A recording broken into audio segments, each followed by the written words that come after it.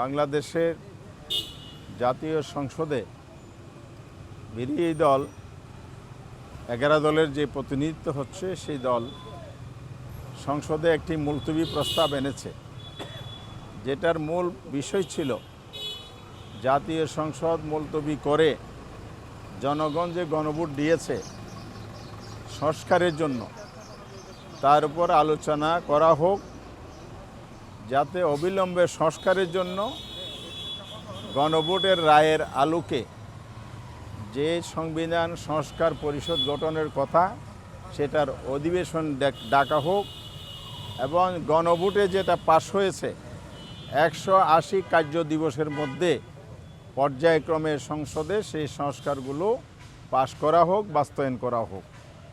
কিন্তু সরকার এই মুলতবি প্রস্তাব প্রথমে অ্যাকসেপ্ট করতে চায়নি, বিরোধিতা করেছে এই গণভোটের, সেই কারণে এই প্রস্তাবেরও বিরোধিতা করেছে। পরবর্তী পর্যায়ে বিরোধী দল ওয়াকআউট করার পরে পরবর্তী সময়ে মুলতবি প্রস্তাব গৃহীত হয় এবং সেখানে আলোচনা হয়। আলোচনার মধ্যে সরকারি দলের টোটাল ভূমিকা ছিল গণভোটের বিরুদ্ধে অবস্থান, যেটা জাতির জন্য খুবই দুঃখজনক ঘটনা এবং জুলাইয়ের বিপ্লব সংস্কার যেই প্রতিশ্রুতির ভিত্তিতে এই অন্তর্বর্তী সরকার এবং নির্বাচন হয়েছে সেটাকে অস্বীকার করা হয়েছে, জাতিকে অপমান করা হয়েছে, পক্ষান্তরে জাতির সাথে প্রতারণাও করা হয়েছে। আজকে আমরা মিটিংয়ে এই বিষয়টি নিয়ে আলোচনা করেছি।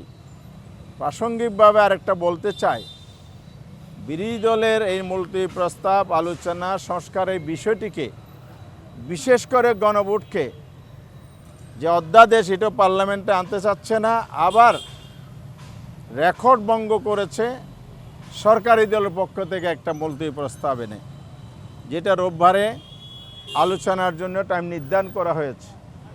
আমরা জানি মুলতবি প্রস্তাব দেয়া হয় বিরোধী দলের পক্ষ থেকে, সংসদকে মুলতবি করে আলোচনা জাতীয় গুরুত্বপূর্ণ বিষয়ে। তো সরকার তো এই মুলতবি প্রস্তাব আনার কথা নয়, সংসদ মুলতবি করার কথা নয়, তাহলে সরকার এখানে সরকারি দল সংসদ পরিচালনায় ব্যর্থতার পরিচয় দিয়েছে, চরমভাবে ব্যর্থ হয়েছে। এই জন্য আমরা গণভোট গণরায়, বাংলাদেশের 70 প্রায় মানুষ এটা অনুমোদন দেওয়ার পরে সংসদে আইন পাশ করার কোনো বিষয় এখানে নাই। ওনারা সংবিধান সংশোধনী বিল আনতে চান। এই সরকারি দলের মুলতবি প্রস্তাব যেটা ইতিহাসের প্রথম, সেটার মাধ্যমে মূলত ওনারা যেটা করতে চায়, সংস্কারকে দামা ছাপা দিয়ে মন মতো ইচ্ছা মতো দলীয় দৃষ্টিভঙ্গির আলোকে সংবিধানের কতিপয় সংশোধনী আনতে চান। সংস্কার আর সংশোধন জাতি ভালো করে বুঝে, কারণ সংবিধান সংশোধনী তো সংসদের একটা রুটিন ওয়ার্ক। এই রুটিন ওয়ার্কের জন্য জুলাই বিপ্লব হয়নি, এত রক্ত এত জীবন দেয়নি, সংস্কারের জন্য জীবন দিয়েছে, বিপ্লব হয়েছে, অভ্যুত্থান হয়েছে। আর সংশোধনী আনা পাশ করার ক্ষেত্রে সংসদের সীমাবদ্ধতা আছে, সংবিধানের বেসিক স্ট্রাকচারে হাত দেওয়ার কোনো ক্ষমতা এই সংসদের নাই। একমাত্র জনগণের সার্বভৌম ক্ষমতা গণভোটের মধ্য দিয়ে যে সংস্কার, সেখানে বেসিক স্ট্রাকচারও পরিবর্তন আনতে পারে। পঞ্চদশ সংশোধনী করে ফ্যাসিবাদী সরকার যেভাবে বাংলাদেশের সংবিধানে আবর্জনা তৈরি করেছে, স্বৈরাচার তৈরি করার জন্য, কর্তৃত্ববাদ তৈরি করার জন্য যে রাস্তা ওপেন করে গেছে, সেই পথ ধরে শেখ হাসিনা যে সাংবিধানিক স্বৈরাচার হয়েছিল, আবার সেই পথে এই সরকার হাঁটছে। এটা ভুল পথ, সংবিধান সংশোধন নয়, সংস্কারই করতে হবে। সংস্কার করতে হলে গণভোট মানতে হবে, সেই জন্য সংবিধান পরিষদ ডাকতে হবে, পরিষদ গঠন করে অধিবেশন অবিলম্বে ডেকে এটা বাস্তবায়ন করতে হবে। এটাই আমাদের বিরোধী দলের দাবি এবং সিদ্ধান্ত। যদি সংসদ সেই ক্ষেত্রে ব্যর্থ হয়, অর্থাৎ সরকার ব্যর্থ হয়, কারণ এটা দায়িত্ব সরকারের, তাহলে আমরা সিদ্ধান্ত নিয়েছি জনগণের ভোটকে অসম্মান যারা করেছে, বিরুদ্ধে অবস্থান নিয়েছে গণভোটের বিরুদ্ধে, এটা আমরা জনগণের কাছে আবার ফিরে আসতেছি। এই জন্য রাজপথের আন্দোলন ছাড়া 11 দল বা বিরোধী দলের আর কোনো বিকল্প পথ নেই। আজকে যে সিদ্ধান্তটা হয়েছে আমির জামাতের নেতৃত্বে 11 দলের শীর্ষ নেতারাই ছিলেন, সেখানে আমরা ঠিক করেছি প্রথমত সংস্কারের মধ্য দিয়ে গণভোটের রায় বাস্তবায়ন করতে হবে। আর 2 নম্বর হচ্ছে দেশে জ্বালানি সংকট চলছে, এখানেও সরকার চলচাতুরির অবলম্বন করছে, কূটকৌশল অবলম্বন করছে। সরকার বিবৃতি দিয়েছে 102 ধারায় সংসদে কোনো সংকট নাই।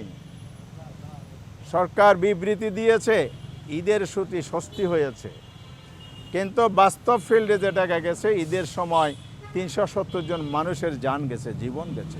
সংসদে এই প্রশ্ন উত্থাপিত হয়েছে, আর কতজন মারা গেলে আমাদের মন্ত্রী সাহেব এই সেক্টরের তিনি স্বস্তি বোধ করবেন বা অস্বস্তি বোধ করবেন।